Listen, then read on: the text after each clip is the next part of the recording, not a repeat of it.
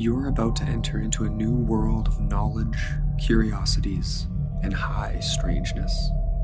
This is a podcast of Straight Up Strange Productions. You're listening to Mysteries and Monsters. I'm your host, Paul Bestall.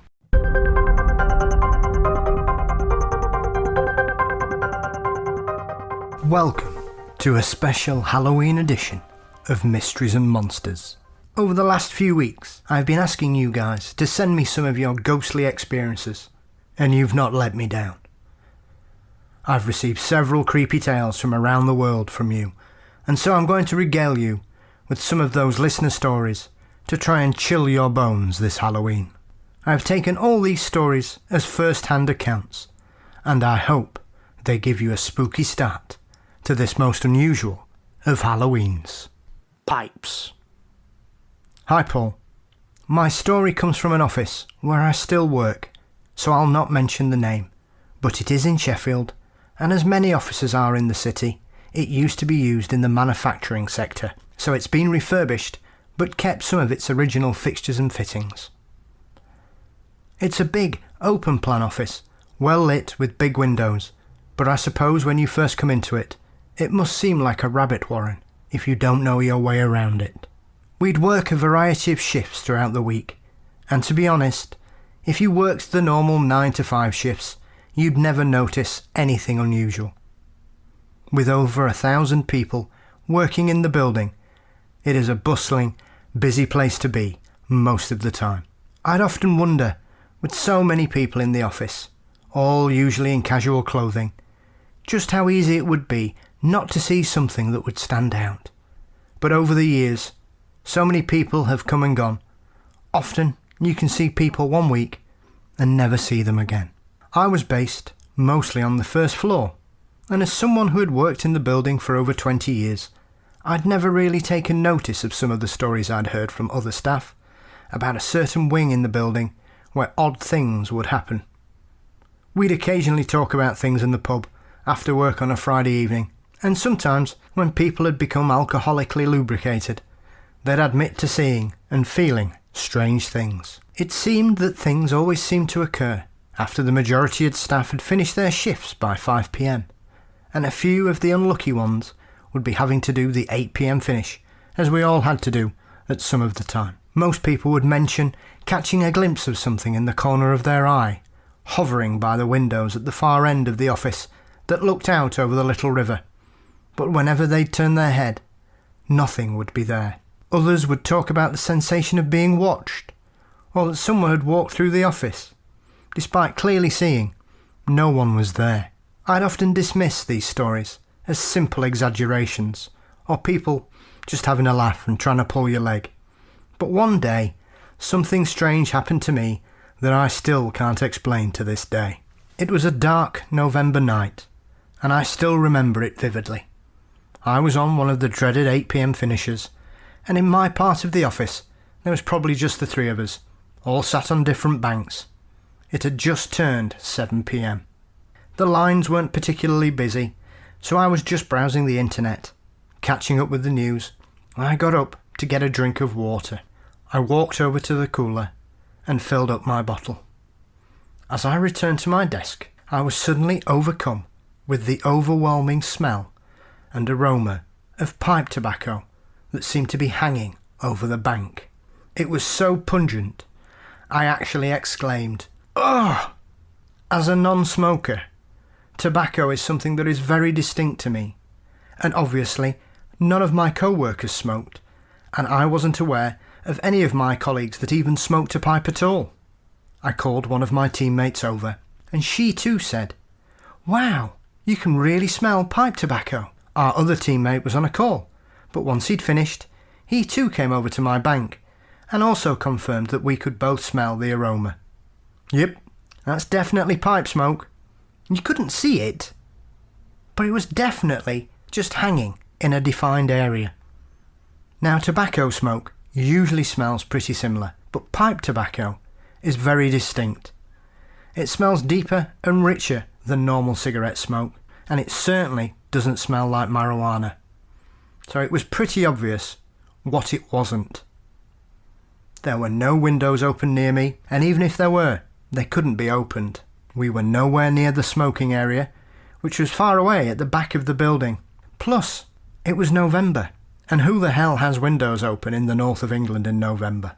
The thing that struck me the most about it was, you could actually walk in and out of the aroma. A couple of steps away from my bank, and you couldn't smell the smoke at all. 2 steps back towards it, and the smell just seemed to envelop you. I was really confused. I'd been sat there all day, and I had not noticed anything unusual or odd at all. And yet, there was clearly a cloud of aroma, just sitting there, and appeared from nowhere, hovering over my bank. Suddenly, the temperature dropped so dramatically that the hairs stood up on all 3 of our arms, and within seconds, the aroma had completely disappeared, and the temperature returned to normal. The whole incident probably lasted no more than a couple of minutes until the temperature dropped, and then everything seemed to return as it was. None of us could explain it. We looked for a rational explanation, and we found nothing that could explain the smell or the change in temperature. I'd worked that shift loads of times before, and I have since, and I've never had another reoccurrence of that incident. It wasn't frightening, just really confusing. But on speaking with some of my other colleagues who have worked until 8 p.m, a couple of them also said that they'd smelt pipe tobacco, but in very different parts of the office. Their incidents seemed to last a similar amount of time, and then quickly dissipate, as quickly as ours did. I still work on that floor, but in a different part of the office now, and someone had the very same experience as I did last month. I'd love to experience it again, because it was so unusual. I've learned that the cleaners call this character Pipes, or Mr. Pipe, and it seems that whatever it is, it still makes an appearance on the floor from time to time. Hopefully, one day Pipes will pay me another visit, and maybe this time I'll try to talk to whatever it is. Thanks for reading my story, Paul, and keep up the great work. Masks at the window. Hi Paul, this is an account of my only strange event so far. This account happened to me in 1982 when I was 15 years old. It took place just outside my hometown of Faversham in the county of Kent, an area that is often referred to as the Garden of England. At the time, I was dating a girl who lived in the village of Sheldwich, just outside my hometown. It's in quite a rural area, surrounded by fields and woods. She lived with her parents in an old listed Grade 1 country house known as Lees Court. Lees Court was built in 1652 for George Saunders, the first Earl of Faversham, but it was destroyed entirely by fire on the 20th of November 1910 and painstakingly rebuilt in the next 2 years. The disaster was of such significance that it was even reported on the front page of the 21st of November edition of the New York Times.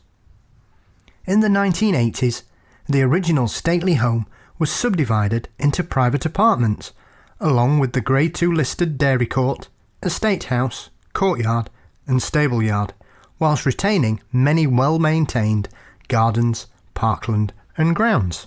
My girlfriend lived in one of the newly converted ground floor apartments, in what had once been the main building.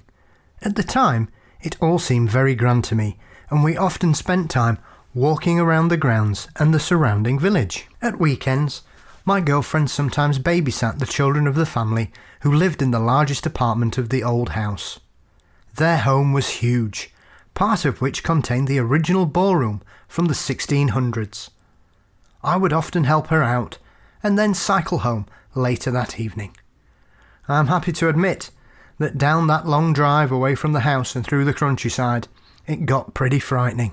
On this occasion, the family were going to be out later than usual, and they suggested that I stay in their guest house. This was a separate building in the courtyard of the mansion house. On this occasion, the family were going to be out later than usual, and they suggested that I stay in their guest house, which was in a separate building in the courtyard of the mansion house. They got back well after midnight, and once I'd said a lengthy goodbye to my girlfriend, I went to the guest house and got ready for bed. Living in a town, I was used to the noise of passing traffic and the light from street lamps, but here there was no ambient sound or artificial light. We don't have the vast wilderness that people would expect in America, so these rural surroundings were still a pretty new experience for me, and I wasted no time in getting into bed and managed to fall asleep right away. I've never slept very well away from home, and to this day I am always frustrated by frequently waking up when staying in a hotel room. I have no idea what time it was, but I remember waking up and taking a few seconds to realise where I was. I was about to go back to sleep when I saw what I can only describe as illuminated masks looking at me through the window. There were 2 or 3 of them, orange and white in colour, and they looked as if someone was shining a torch through a thin plastic face mask. The room was on the ground floor, and my mind tried to rationalise it as some children playing a prank on me, which was totally out of the question, given the late hour of the night. I couldn't be sure if the apparitions were inside or outside the room, but I remember that I was in no way frightened, which was unusual for me. I continued to look at the masks for a minute or so, and then I fell back asleep. The next morning, the experience was still very clear in my mind, and despite what I had seen, felt strangely normal. A little later, my girlfriend came to see me, and I told her about what I had seen, to which she said, "A lot of people have reported seeing strange things in the woods around here." She was what you might call a little alternative, and was sensitive to certain vibes, so I took what she said without question. Being the typical teenager, my mind shifted to other things, and I didn't pursue the matter further. In those pre-internet days, there was no way to see just how many other people had had a similar experience. During the years since, I've often wondered what it was I saw that night. Was it a ghost? Will-o'-the-wisps? The English phenomenon of ghost-lights seen dancing at night? Or was it just my imagination? My interest has recently been awoken after listening to Shannon LeGros's Into the Fray radio show, and I've done a bit of research on the internet. Whilst I can find no reference to any other paranormal activity in the village, there was a murder that took place in the original Lee's Courthouse in 1655. The following is an extract from Sir Richard Faber's book, A Brother's Murder, Lee's Court, Sheldwich, 1655, which was published in 1993. At about 5 o'clock on the morning of Tuesday, the 7th of August, 1655, Freeman Saunders murdered his elder brother George, who was asleep in his bedroom at Lee's Court, Sheldwich. He hit George with the blunt side of a meat cleaver on the right side of his head about 5 times. Then he seems to have had a revulsion of feeling. His brother, mortally hurt but still alive, was writhing and moaning on his bed. So Freeman tried to put him out of his pain by striking him repeatedly with a dagger around his heart. I wonder, was it the ghost of the murdered George Saunders that I saw that night at Lee's Court? The locked door. I've been a cleaner in the office for several years, and is often the case. People would always try to wind each other up with stories of spooky goings-on when the building is empty, apart from us cleaners, and maybe someone doing some overtime. I always thought they were just winding me up, until I had an experience that still chills me to this day. It's a big building on 4 floors, but staff are only situated on the 2nd and 4th floor. The 1st and 3rd floors are made up of meeting rooms and stock rooms, all of varying shapes and sizes, and the only floor without toilet facilities is on the 1st. Every day I usually start work at 4 p.m, and we decide where we need to clean first. Often we would start with the empty floors, as most of the time these would be empty from 4 p.m. onwards anyway. These are often the easiest to clean, just checking the bins, give the tables a wipe and hoovering the floors. Each room takes about 5 or 10 minutes if it's been used, and to be fair, most of the time, other than the bins, not much else needs attention in them. This particular day I was doing the 3rd floor rooms, and it was after 6 p.m. There's a corridor that loops all the way around, so you can do a lap of the floor without turning around. None of the meeting rooms were occupied, and this floor has motion sensor lights, so unless you move around, The floor is often bathed in darkness. I had cleaned all the rooms and was just walking back towards the stairs when I heard the toilet door slam. As this was on my right-hand side, I presumed someone had just nipped from another floor, but then realised I hadn't heard anyone on the stairs, and the lifts were both situated on the ground floor. I looked across and also noticed that the lights outside the toilet were off, so it hadn't been activated. This struck me as odd, as it had come on when I had passed it doing my round 20 minutes earlier. I decided to double check, and as I approached the toilet, the light came on straight away. At this point, I began to feel a little apprehensive and nervous. Whilst practical jokes aren't unknown, I was struck at why the light was off when I heard the door slam. There was no way you could get into the toilet without this light coming on, so I nervously opened the door to check. As I entered the toilet, the cubicle door slammed shut and locked immediately. But there was clearly no one in it, as no shadow was being cast under the door. There's a gap of about 8 inches from the floor to the bottom of the cubicle door, so unless someone had stood on the toilet, there was no way to not see someone in there. I nervously called out, "Hello?" And suddenly, the cubicle door unlocked and swung open to reveal it completely empty. I felt the blood drain from my face and every hair on my neck stand up. I spun on my heels and ran out of there faster than you can imagine, straight up the stairs to the next floor, ran into the office, and I got my colleague. I was shaking like a leaf as I told her what had happened, so she decided she'd best go downstairs and check. I think at first she must have thought I was winding her up, but she soon realised that I was clearly terrified. I followed her, keeping a good few metres between ourselves as we went back down to the 3rd floor. As we got to the bottom of the stairs, we could clearly hear the hand dryer going off, as it would when in use. But as we approached the door, once again, the motion light was still off, and we stood there.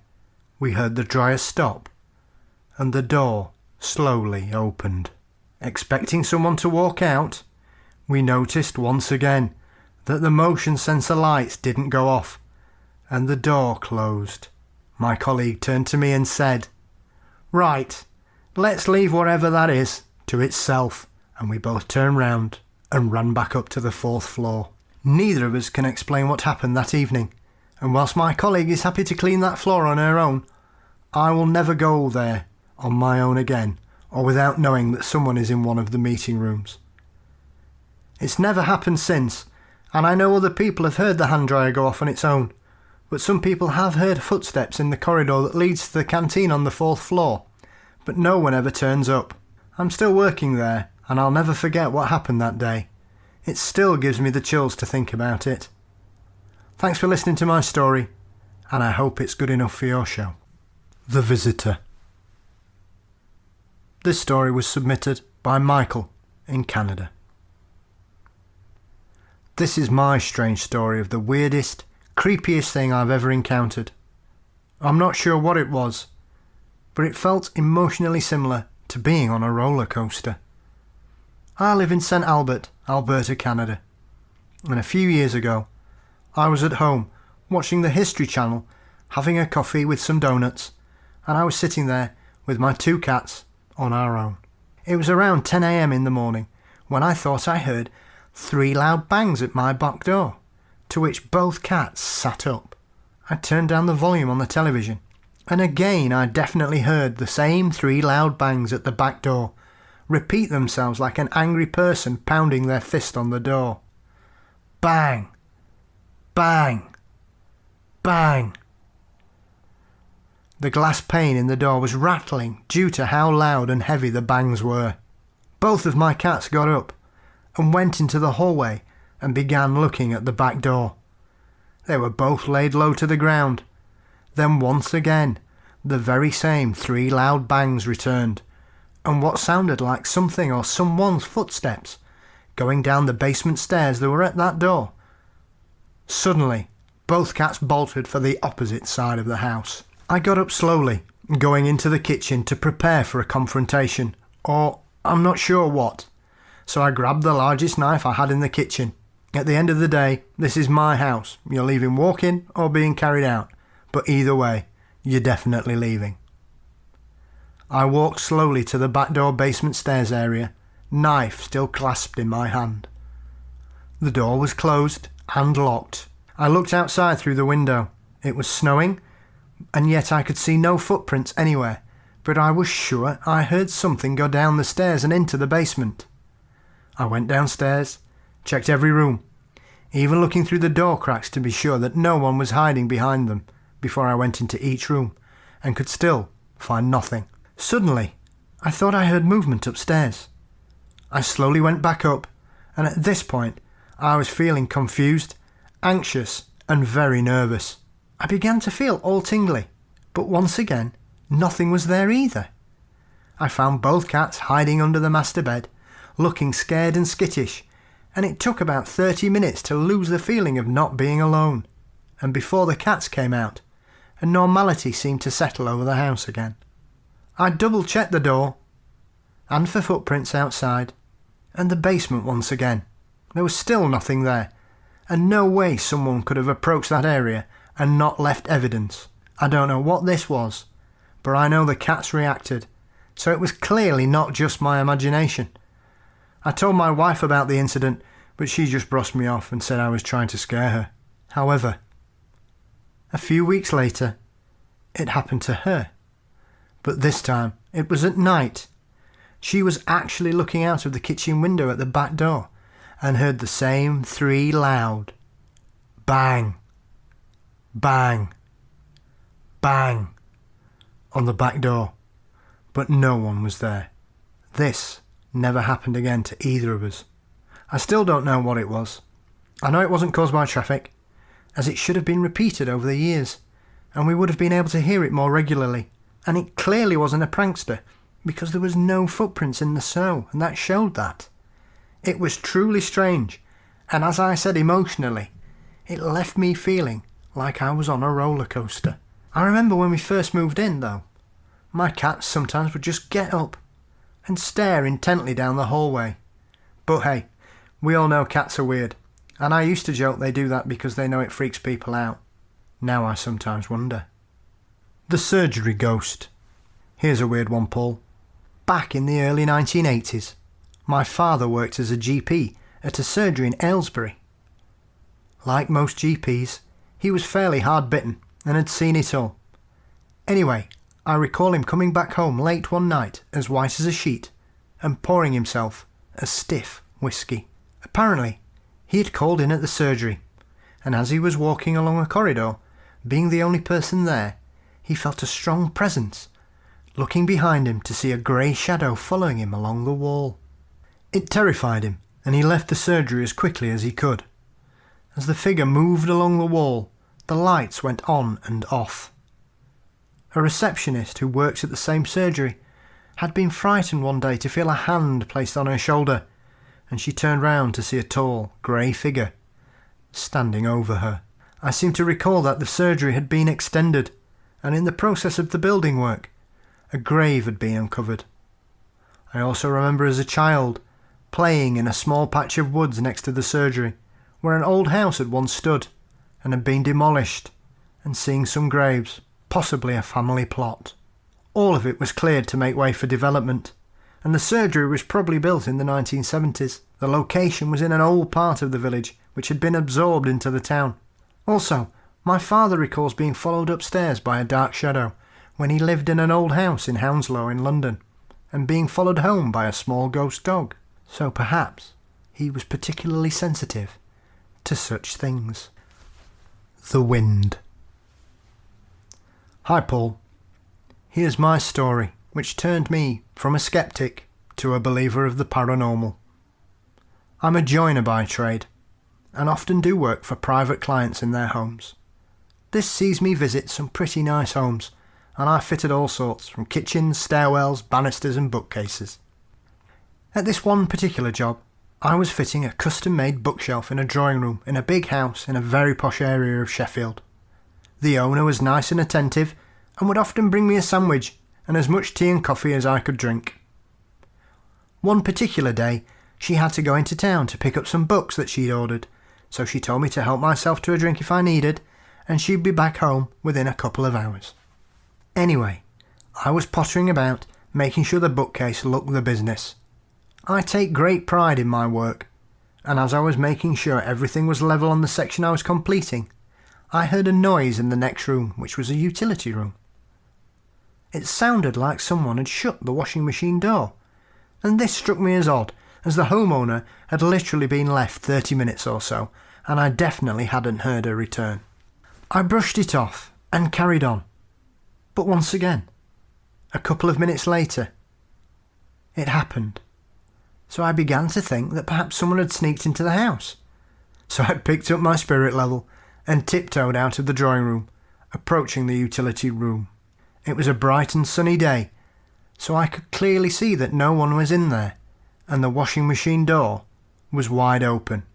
I moved towards the doorway, and as I stepped over the threshold of the utility room, the strangest thing happened to me. All of a sudden, a gust of wind seemed to shoot down over my shoulder, around my chest, down my back, and back up between my legs. It felt like something was moving so quickly over and around me that I actually spun round to check that no one was there, spirit level raised over my head. Nothing and nobody was there. It happened in a matter of seconds, but I suddenly noticed I was absolutely freezing cold, despite being stood in direct sunlight. I shivered and stepped back out of the utility room into the hallway.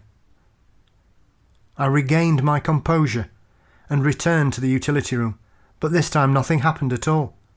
I felt odd though, like the atmosphere was different, almost heavy, you know, and thought I'd best have a strong cup of tea to bring myself round.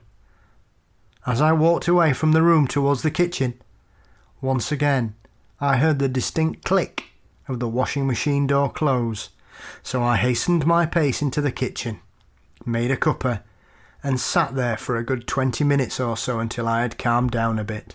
I made myself a fresh brew and returned to my bookcase in the drawing room to continue working. About an hour later, the homeowner returned, and I continued working with no further occurrences. It took me about 4 days to finish installing and preparing the bookcase, and as I was about to leave, the owner and I were having a drink when I mentioned what had happened. She looked at me and simply said quite matter-of-factly, "Oh yes, it happens to people quite often in there. I just wish it would stop it now. It's getting quite frustrating." I took my payment, thanked her for her hospitality, and left. I've seen her a couple of times since, but we've never mentioned it, and I'm not sure I fancy doing any more work there on my own again. The train driver. Hello, Paul. My name is John. I come from Glasgow and work as a nurse in an operating theatre. I've had about 4 ghostly encounters in my life, and this one is one of the more interesting ones. Me, my wife and daughter went to a log cabin about 2 years ago in Strathia, in Colander, with forest holidays. When we arrived in the afternoon, we checked in and then booked a trip with the park ranger for the next day to show us around and show us the things like what berries you could eat and stuff like that. The cabin was lovely, with a hot tub outside facing a loch known as Loch Lubnaig. So in the living room, it had a staircase going up to the room which had a small landing in it where you could stand and look down.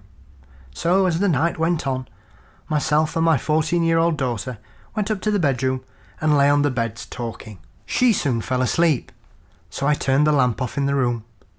But it hadn't been completely darkened, as the light from the TV was illuminating the doorway. As I was about to nod off, I noticed something in the corner of my eye, and as I turned towards the door, there was a tall, dark, shadowy figure, standing half in the doorway looking at me, and as it noticed me seeing it, it stepped backwards, out of the door. I shouted to my wife, "Did you come upstairs then?" And she replied, "No, I'm just lying here on the couch." At this point, my daughter woke up, but I didn't say anything as I didn't wish to frighten her, and my wife came up and I asked her to stand in the same position in the doorway, and she was a lot smaller than the figure, as it was as high as the door frame. At the time I had seen it, what caught my eye was that it was wearing a hat, which was high at the top, with a rim around it, and what came into my head was something to do with trains, like a driver, or some kind of train outfit. So, as you can imagine, this was our first night of our 4-day holiday, and it wasn't the best start to it. We slept with the light on every night after this, but the next day we were out with the park ranger, and I was itching to discuss about what happened to us, but I couldn't pluck up the courage, so I asked about the history of the place instead. The park ranger advised us that down by the lock there had been a train line that ran trains from Helensburgh to Inverness at the beginning of the last century, and there had been rumours that there had been a train crash and some fatalities. Well, my heart sank as the memory of the figure came into my head as a train uniform, but I'm not sure why. Anyway, the park ranger said that she'd always thought they were old stories, until about 2 weeks ago, when a police diver unit came up and asked if it was okay for them to dive down to the wrecks at the bottom of the loch. She was surprised by this request and questioned what wreck could they possibly mean. And the diver replied, "The train wreck that crashed at the beginning of last century. There's still a carriage down there." At this point, my heart began to race. I went back to the cabin, got on the internet, and sure enough, in the early 1900s, there had been a train crash, and there had been fatalities at that site. Not long after, they stopped the service, and the line was left to go derelict. That's my story, Paul. It's 100% true. I haven't made anything up. The rest of the trip was completely uneventful. We saw nothing else, and nothing else happened at all. But when it came to night time, it was still a bit scary, as it was pitch black out there. Thanks again. Love the show. Keep up the good work. The Child's Foot. Hi Paul. Here's my experience from a few years ago. We went to Country Baskets in Leeds, based at the old Ambler's Mill, which housed worsted spinners from the mid-19th century. But as technology took over, the mill was closed and fell into disrepair until it was reopened as the new business back in 1990. When we'd finished looking round the building, I needed to go to the toilet. It's an incredibly old building, and the toilets are situated on the ground floor, so my partner waited outside near the exit for me, and there was only one exit. I entered the toilet, and noticed there were just 2 cubicles as I entered. The toilet was completely empty, and neither cubicle was in use at all, so I chose one, and as I sat down, I saw a bare foot appear under the adjoining wall that separated the 2 cubicles. It was small, childlike, but very pale, almost white in colour. It was there for a second and went away quickly. I was shocked and ran out of the toilet, grabbing my partner and telling him we needed to go, as I was that scared. What I was unaware of, whilst I saw the small foot in the toilet, where my partner was stood outside waiting for me, he saw a young boy passing by the doorway of the exit, and the child looked back at him. He went to see where the boy had gone, because he thought the boy looked so pale. He was concerned, but he had just disappeared without trace. The experience really shook me up as it left me very frightened. It just didn't feel right at all. I have to say, it frightened me so much. I was hysterical, which my partner can vouch for.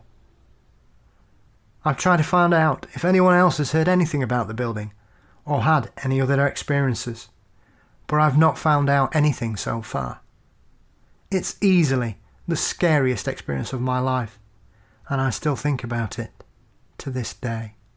Our final 2 stories have both been sent in by listeners. First up is Darren from the Northeast. And finally, cryptozoologist Richard Freeman tells us about a strange experience where he feels he may have come across something a little more unusual than just a ghost. Happy Halloween, and thank you for your support. Take care. I love the show. I'd like to tell one of the stories when I was young. When I was young, there used to be this tall, dark figure that used to stand beside my window in my bedroom. I used to have a cabin bed, and it just used to stand there, and I used to feel like an evil presence all the time. And I'd just pull the covers over my head and go to sleep, try to ignore it. At the time, it was only me and my mum living together while my dad was in jail. So I didn't want to worry her. So anyway, I used to hide under the covers all the time with it. One time, I had chicken pox or measles, and it would bear me if I had the covers over me or anything like that. And the thing never used to move from where it was all the time. But this time, while I was laid there, I felt some cold hand on my head and say, "You're all right, James," but it was in my cousin's voice, who'd already died. I opened my eyes and looked, couldn't see nothing there at first, but then turned to the side and I seen this dark figure what was always there, was stood right next to my bed, and felt so evil. And I jumped off my bed, and I had an lampshade what was a hot air balloon. I swung off the air balloon off the bed, through the door, fell on my back, hurt myself, ran downstairs to my this time my dad had just come out of jail as well. And I ran downstairs to my parents, told me that there was a man in the bedroom. Told them there was a man in the bedroom. And they come running up to check. Once they seen the wiring was all pulled out the roof and everything, my dad gave me a smack and told me to go back to bed and stop being stupid. And he thought that I'd actually just ripped the wiring out the roof and was telling a story to make an excuse up about it.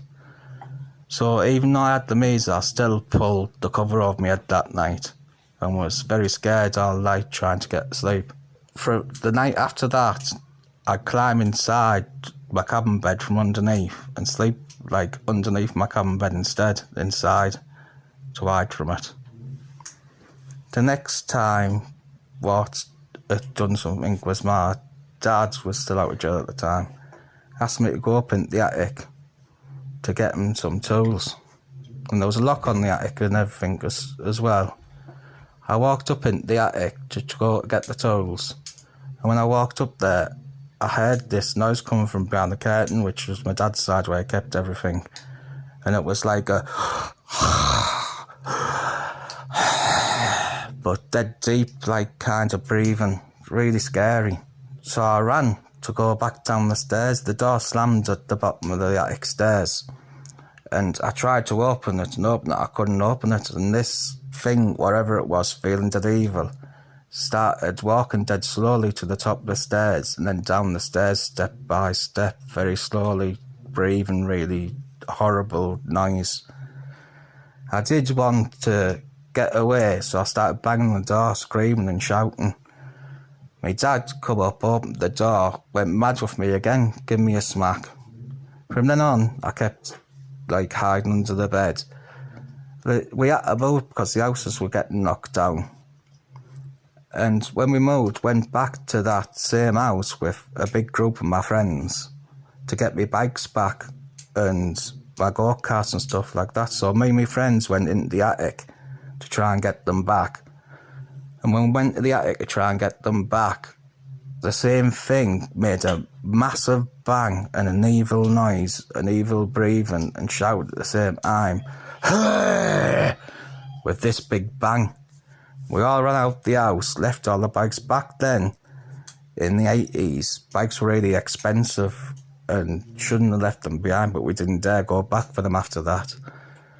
I asked my uncle and my granddad to go back for the bikes, and this was 3 days before the houses were due to get knocked down, and they found a homeless person hanged in the attic at the top, so it got made into a police inquiry site until the house got knocked down. So never got the bikes back, but I still think the homeless person who hung himself in the attic after probably done it because of that evil spirit. Thank you anyway, love the show. The thing that happened was about 20 years ago. It was around about the year 2000, and throughout my life I've had one or two, strange things happen to me, but this is by far the most bizarre. It was an autumn night. I think it was September, if I remember. It was around about twilight, and it was starting to drizzle. And myself and three other people had gone up in a car to look for a stone circle called Scorrell, which is up on Dartmoor. It's the biggest stone circle on Dartmoor. And I'd never been there before. I've been several times since, but one of my friends knew the way. We parked up, and in order to get there, we had to walk through several fields which had dry stone walls. And it was, it was twilight, but it wasn't dark. You could still see the other side of the field. And we walked into this field, which was maybe a few hundred feet across. And we couldn't find our way out. And we were wandering around this field aimlessly, trying to find the gate at the other side. And it seemed like an awful lot of time was going by. And the best way I can describe it is it had a sort of weird dreamlike quality about it, as if something was not quite real, as if you were walking through a dream. And then I noticed it had got a hell of a lot darker very suddenly. So I was thinking, why the hell is it taking us so long to get out of this field? And we were just wandering round and round, sort of aimlessly, not able to find the gate at the other side. And then all of a sudden, beside the dry stone wall, appeared a ring of lights, upright, about 5 feet across, reminding me a little bit of a big wheel you get at a fair, illuminated. And these were sort of bluish-white lights. And I said, look at that. And everybody saw these lights. And then they sort of winked out, as if they'd just been switched off. And before we could really puzzle out what the hell was going on, the lights came on again, but this time they were a different configuration. They were like the outline of a person, once again about 5 feet tall, quite crude outline of a person, a little bit like the symbol you see on public toilet doors for men and women. It was like the male one, with sort of very crudely outlined arms and legs, but the arms and legs were together. They were not splayed apart, and the head seemed to sit directly on the shoulders. It didn't have much of a neck, but it was an outline in lights, these same odd bluish white lights. And then I dawned, this isn't right, something is going on. And I remembered the old stories of people being pixie-led on Dartmoor. Pixies are these sort of type of pointy-eared, long-nosed, pointy-chinned fairies that are supposed to live on Dartmoor, long pointed red hats, and at their best, they're